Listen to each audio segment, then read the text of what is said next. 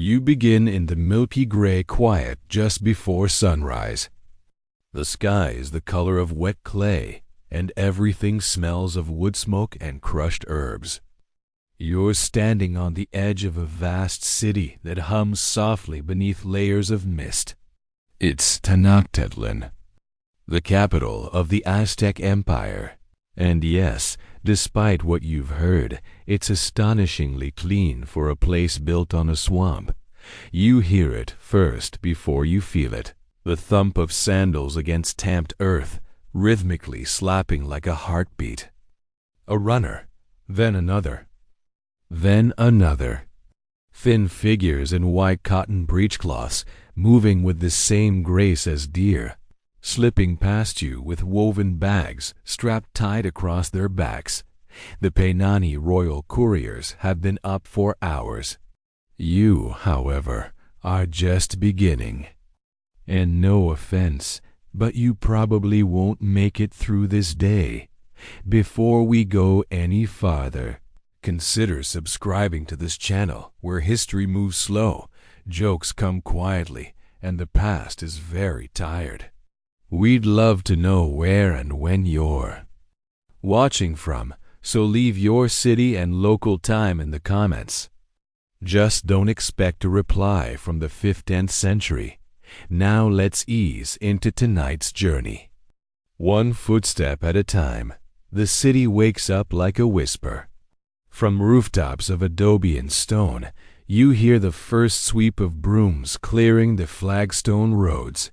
Children chase each other around baskets of maize, and the smell of fresh tamales curls through the air like incense. You step onto a wide causeway, one of 3 that connect the island city to the mainland. Beneath you, Lake Texcoco shimmers faintly in the dim light, more mirror than water. It's hard to believe anything in this city moves fast, and yet messengers are already racing through it. These aren't your average, someone sent a scroll kind of runners.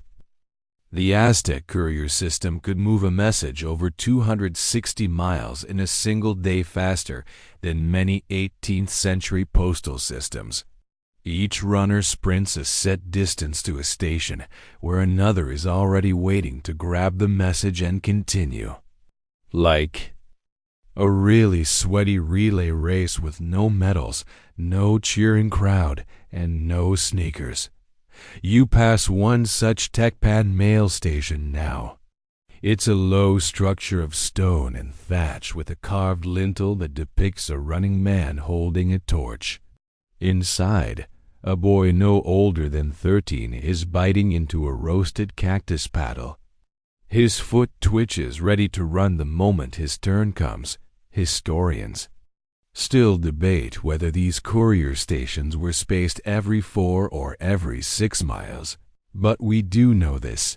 The system was good enough to get fresh fish to Emperor Moctezuma's dinner plate while it was still flopping.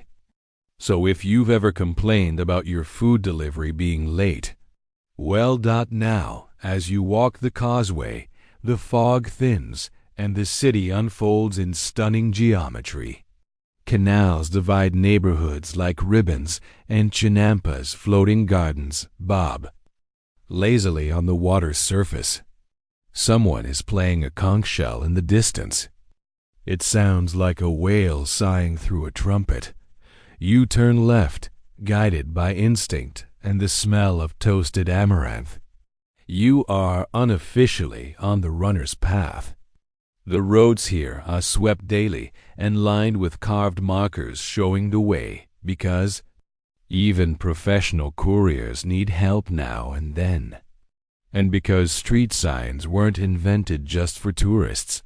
A priest brushes past you, robes swishing like soft brooms, and dips his fingers into a basin of marigold water. You see him press his hand gently to the forehead of a passing child. It's part of a morning blessing ritual, something about giving the day a good start. We all need that dot, and just behind you, another runner takes off. He carries not just messages. but tiny painted codices rolled like tight little scrolls. Inside are orders from nobles, news of births, sometimes even jokes. There's a word for this kind of message, tlaloli. It means words, but also breath, because words here are as alive as lungs. You keep walking.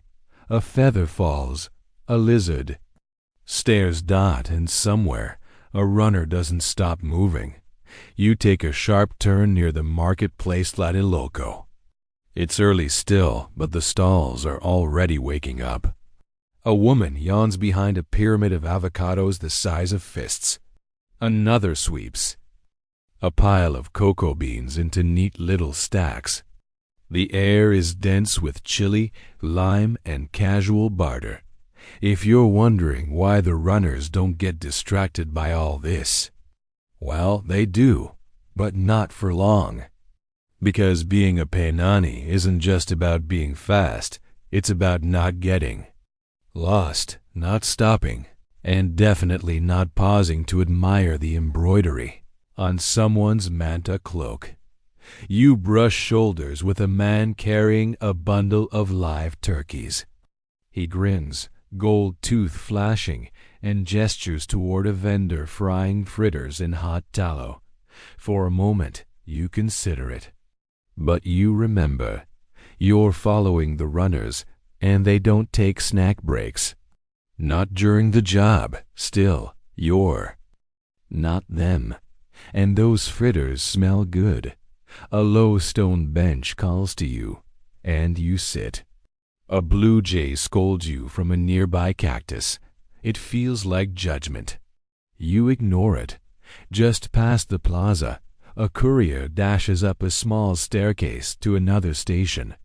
This one's tucked between two storage buildings, a comicac where nobles' children study astronomy, and a grain depot. He slaps the wall with his palm and hands off the message to a waiting youth who takes off so fast. He leaves a sandal behind that now bears an image. A single sandal, slowly rotating in the dust. The Aztec version of a dropped call. Here's a strange fact. Some messengers were trained to deliver spoken messages only like human voicemails. They memorized up to 80 different message codes using color-coded strings and tone patterns. If the courier forgot even one part, well, the empire did not look kindly on creative interpretation. Scholars still debate how exactly they trained their memories. Some suspect mnemonic devices involving dance steps or smell-based cues. Imagine learning history by sniffing herbs while leaping around. It's either genius or exhausting. From your spot, you can just glimpse the water again. Canoes drift silently across the lake, laden with flowers and baskets of obsidian tools. The runners, meanwhile, avoid boats whenever possible. Motion sickness isn't conducive to a smooth delivery. The sun edges higher, painting the city in buttery gold. Shadows grow crisp, like someone has drawn them in ink. You watch as a runner pauses at a crossroads, uncertain. He consults a carved stone with directional glyphs. One symbol shows a cactus, another a hill. They point left. He nods, then bolts that way. The glyphs are everywhere, once you know how to look. They're not street signs in the modern sense, but pictograms. A house with smoke means a home. A foot with water means a spring. A skull with flowers, that's a ceremonial center.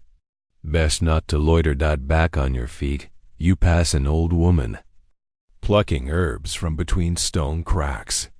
She hums something tuneless, a song older than the causeway itself. You realize you've circled back to a street you saw earlier. Remember the one with the cactus basin and the twitchy-footed boy? It's back. The boy is gone. So as the cactus paddled out, the system is moving. and you still are not lost. You pass under a stone archway where runners once passed, carrying messages to the emperor himself. Montezuma liked to stay updated. He knew about battles the same day they happened, thanks to this human relay, which, frankly, is better than most corporate memos today. You duck under a hanging basket of drying maize and step aside for another. Courier, this one's older, maybe 20, and his legs are all muscle and motion. He doesn't look at you. He's too busy reciting something under his breath. Possibly a message. Possibly a song. Possibly just keeping the rhythm. You follow him for a while, until the city thins and the road grows quieter. The air shifts. You're nearing the edge again. The lake ripples beside you. The mountains breathe far off. And still, the runners run. You've left the dense core of the city now, and the landscape begins to breathe in wider strokes. The buildings are lower here, fewer stone pyramids and more earth-packed huts with reed roofs. Behind you, Tenochtitlan glimmers faintly like a dream half-remembered. Ahead, the road stretches forward in a line so straight it looks almost philosophical. You're now on the Royal Road, a network of meticulously maintained paths, cobbled in some parts, tamped and sun-dried in others. The Aztecs didn't invent these roads, to be fair. Much of the layout came from earlier civilizations like the Toltecs, whom they admired, imitated, and probably borrowed from without asking. The road here is edged with flowering bushes and spindly trees with bark that smells faintly of vanilla and smoke. Birds flit through the branches, and if you squint, you can see small white flags tied to some of them road markers used by the couriers to verify their route. Like Google Maps, but biodegradable. Another runner passes you, this one, more decorated than the last. His breechcloth has embroidered flames, and his hair is tied up in a red cotton band. That's not just flair. It means he's a senior Painani, possibly trusted with a message of military significance. Or at least someone's very fancy birthday plans. He doesn't wave. That would waste energy. You notice his pouch is made of woven maguey fiber, light but tough. Inside, it might contain anything from jade trinkets to bloodied obsidian blades, depending on the urgency of the task. Or maybe just gossip from a noble's household. The Empire, after all, runs on both war and whispers. He disappears around a curve, and you walk slower. The land rolls gently now, with chinampas giving way to cornfields and small shrines. You see a woman kneeling before one, placing flowers at the feet of a small stone toad. She whispers something to it, then spits a mouthful of water into the soil. Strange? Yes, but in Aztec cosmology, toads were sacred gatekeepers of the rain gods. If you want your corn to grow tall, it helps to make peace with an amphibian. You step around her reverently and keep moving. The wind shifts slightly. You smell damp earth, crushed leaves, a hint of cooking beans. A farmhouse is nearby, just a mud-plastered rectangle with a thatched roof, but smoke curls out the top, and a dog watches you through narrow eyes. It doesn't bark. It's seen you already. In a dream. Further along the road, you reach another relay station. This one's tucked under a large tree, half in shade. The two runners here are playing a game with sticks and tiny carved figures. You assume it's a game, anyway.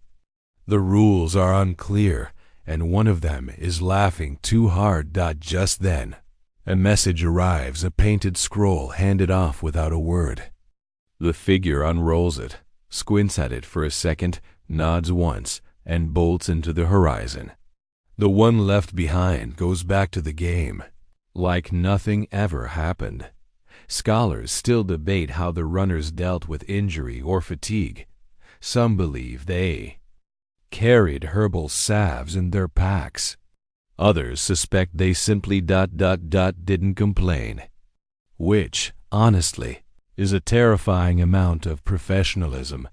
You pause at the station and drink from a stone basin filled with rainwater. It's cool, slightly metallic, and tastes faintly of wood ash, probably filtered through the leaves of the great tree overhead. Probably not FDA approved. Another runner appears in the distance, silhouetted by heat shimmer. You feel the day warming, the sun stretching its long fingers over the hills. Time slows. Or maybe you do. You step off the road for a moment into a shady patch where bees hum around tall yellow flowers. It's quiet, peaceful, the kind of place where time folds gently in on itself like dough. A good spot for a nap if you were the 10-day kind to sleep outdoors, but the road calls. The runners don't wait. So neither do you.